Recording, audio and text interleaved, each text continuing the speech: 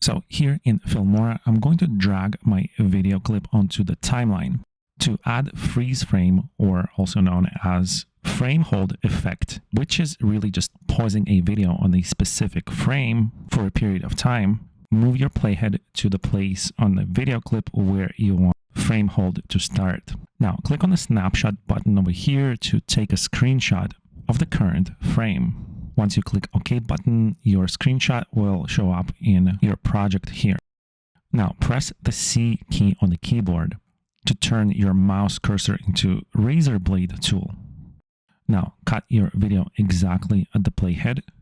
Then move the second part of your clip to the right and drag and drop the screenshot and make sure to align it into the gap between two clips.